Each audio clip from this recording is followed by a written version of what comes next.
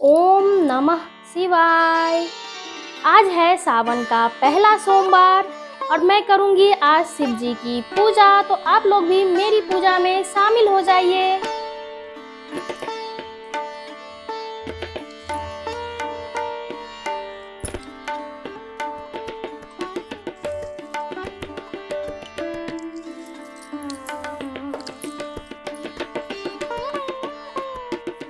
ओम नमः शिवाय। ओम नमः शिवाय। हर हर महादेव, शिव शंभू, कैलाशपति, उमापति, जय महाकाल, बम बम भोले, बम बम भोले, बम बम भोले।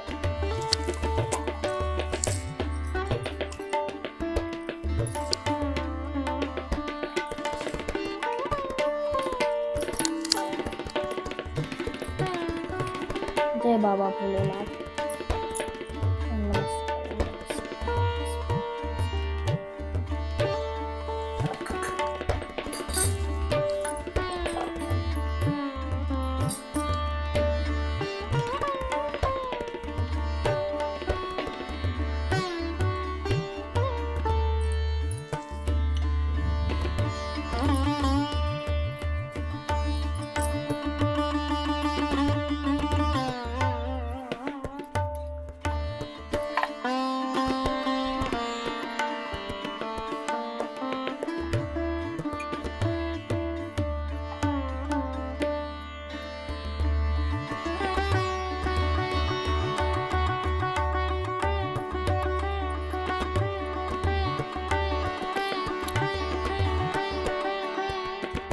तो सबसे पहले मैंने शिव जी का अभिषेक किया दूध से।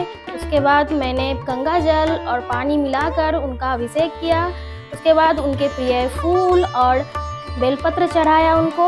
अब हम चढ़ाएंगे मिठाइयाँ, मेवे और फ्रूट्स। आप लोग किस तरह से पूजा करते हैं? मैं तो इस तरह से ही पूजा करती हूँ शिव जी की।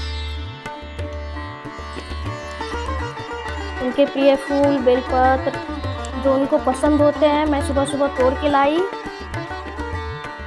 आज मंडे फास्ट है मेरा। बहुत लोग आज फास्ट करते हैं।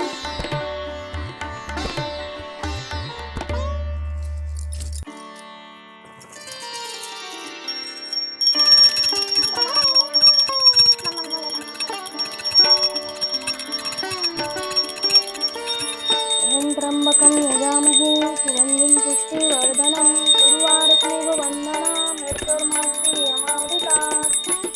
कर्पूरगौरं करुणावतारं संसारसारं हृदयेन्द्रहारं सदा वसन्तं हृदयारविन्दे भवं भवानी सहितं नमामि। भवं भवानी सहितं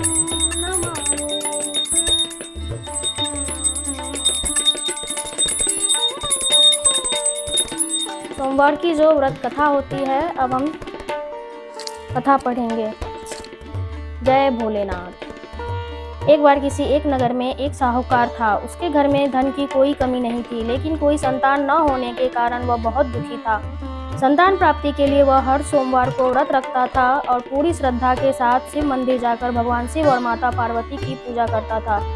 उसकी भक्ति देखकर एक दिन माँ पार्वती प्रसन्न होकर भगवान शिव से साहूकार की मनोकामना पूर्ण करने का निवेदन किया। पार्वती जी के आग्रह पर भगवान शिव ने कहा कि हे पार्वती, इस संसार में हर प्राणी को उसके कर्मों का फल मिलता है और जिसके भाग्य में जो हो उसे भोगना ही पड़ता है। लेकिन पार्वती जी ने साहूकार की भक्ति देखकर उसकी मनोकामना पूर्ण करने की इच्छा व्यक्त की। माता पार्वती के आग्रह पर शिव जी ने साहूकार को पुत्र प्राप्ति का वरदान तो दिया, लेकिन उन्होंने बताया कि यह बालक 12 वर्ष तक ही जीवित रहेगा। माता पार्वती और भगवान शिव की बातचीत को साहूकार सुन रहा था, इसलिए उसे ना तो इस बात की खुशी थी और ना ही दुख। वह पहले की भांति शिव जी की पूजा करता रहा। कुछ समय के बाद साहूकार की पत्नी ने एक पुत्र को जन्म दिया। जब वह बालक 11 वर्ष का हुआ तो उसे पढ़ने के लिए काशी भेज दिया गया। साहूकार ने पुत्र के मामा को बुलाकर उसे बहुत सारा धन देते हुए कहा कि तुम इस बालक को काशी विद्या प्राप्ति के लिए ले जाओ। तुम लोग रास्ते में यज्ञ कराते जाना और ब्राह्मणों को भोजन दक्षिणा देते हुए जाना। दोनों मामा भांजे इसी तरह यज्ञ कराते और ब्राह्मणों को दान दक्षिणा देते काशी नगरी निकल पड़े। इस दौरान रात में एक नगर पड़ा जहाँ नगर के राजा की कन्या का विवाह था, लेकिन जिस राजकुमार से उसका विवाह होने वाला था वह एक आंख से काना था। राजकुमार के पिता ने अपने पुत्र के काना होने की बात छुपाने के लिए सोचा क्यों ना उसने साहूकार के पुत्र को दूल्हा बनाकर राजकुमारी से विवाह करा दूं। विवाह के बाद इसको धन देकर विदा कर दूंगा और राजकुमारी को अपने नगर ले जाऊंगा। लड़के को दूल्हे के वस्त्र पहनाकर राजकुमारी से विवाह करा दिया गया। साहूकार का पुत्र ईमानदार था, उसे यह बात सही नहीं लगी, इसलिए उसने अवसर पाकर राजकुमारी के दुपट्टे पर लिखा कि तुम्हारा विवाह तो मेरे साथ हुआ है, लेकिन जिस राजकुमार के संग तुम्हें भेजा जाएगा वह एक आंख से काना है। मैं तो काशी पढ़ने जा रहा हूँ। जब राजकुमारी ने चुन्नी पर लिखी बातें पढ़ी तो उसने अपने माता पिता को यह बात बताई। राजा ने अपनी पुत्री को विदा नहीं किया, फिर बारात वापस चली गई। दूसरी ओर साहूकार का लड़का और उसका मामा काशी पहुंचे और वहां जाकर उन्होंने यज्ञ किया। जिस दिन लड़का 12 साल का हुआ उस दिन भी यज्ञ का आयोजन था। लड़के ने अपने मामा से कहा कि मेरी तबीयत कुछ ठीक नहीं है। मामा ने कहा कि तुम अंदर जाकर आराम कर लो। शिवजी के वरदान अनुसार कुछ ही देर में उस बालक के प्राण निकल गए। मृत भांजे को देख उसके मामा ने विलाप करना शुरू किया। संयोगवश उसी समय शिवजी और माता पार्वती उधर से जा रहे थे। पार्वती ने भोलेनाथ से कहा, स्वामी मुझे इसके रोने के स्वर सहन नहीं हो पा रहा है, आप इस व्यक्ति के कष्ट को अवश्य दूर करें। जब शिवजी मृत बालक के समीप गए तो बोले कि वह वही साहूकार का पुत्र है जिसे मैंने 12 वर्ष की आयु का वरदान दिया था। अब इसकी आयु पूरी हो चुकी है, लेकिन मातृभाव से विभोर माता पार्वती ने कहा कि हे महादेव, आप इस बालक को और आयु देने की कृपा करें, अन्यथा इसके वियोग में इसके माता पिता भी तड़प तड़प कर मर जाएंगे। माता पार्वती के पुनः आग्रह पर भगवान शिव ने उस लड़के को जीवित होने का वरदान दिया। शिवजी की कृपा से वह लड़का जीवित हो गया। शिक्षा पूरी करके लड़का मामा के साथ अपने नगर की ओर वापस चल दिया। दोनों चलते हुए उसी नगर में पहुंचे जहां उसका विवाह हुआ था। उस नगर में भी उन्होंने यज्ञ का आयोजन किया। उस लड़के के ससुर ने उसे पहचान लिया और महल में ले जाकर उसकी खातिरदारी की और अपनी पुत्री को विदा किया। इधर साहूकार और उसकी पत्नी भूखे प्यासे रहकर बेटे की प्रतीक्षा कर रहे थे। उन्होंने प्रण रखा था कि यदि उन्हें अपने बेटे की मृत्यु का समाचार मिला तो वह भी प्राण त्याग देंगे, परंतु अपने बेटे के जीवित होने का समाचार पाकर वे बेहद प्रसन्न हुए। उसी रात भगवान शिव ने साहूकार के स्वप्न में आकर कहा, हे श्रेष्ठी, मैंने तेरे सोमवार के व्रत करने और व्रत कथा सुनने से प्रसन्न होकर तेरे पुत्र को लंबी आयु प्रदान की है। इसी प्रकार जो कोई सोमवार व्रत करता है या कथा सुनता और पढ़ता है उसके सभी दुख दूर होते हैं और सभी मनोकामनाएं पूर्ण होती है। हर हर महादेव। जय भोलेनाथ। जय माता पार्वती की।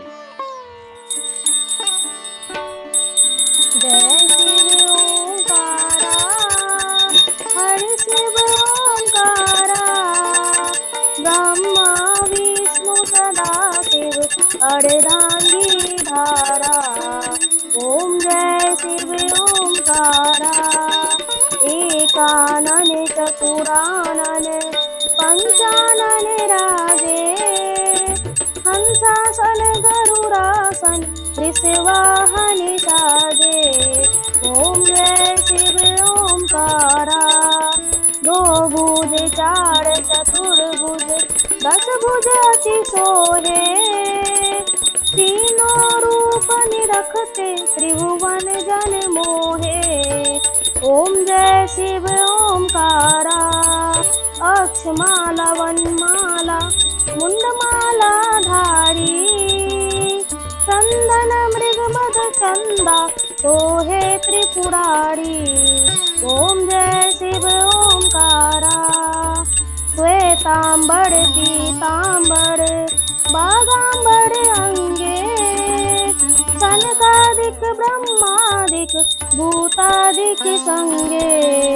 ओम जय शिव ओंकारा, कर के मध्य कमंडलु चक्र त्रिशूलधारी, सुखकारी दुखहारी जगपालनिकारी।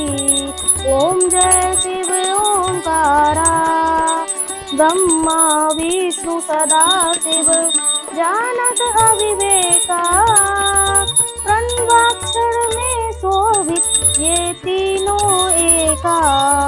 ओम जय शिव ओंकारा, ऋग गुण स्वामी जी की आरती जो कोई नर गावे, कहत सुख शिवानंद स्वामी सुख संपत्ति पावे।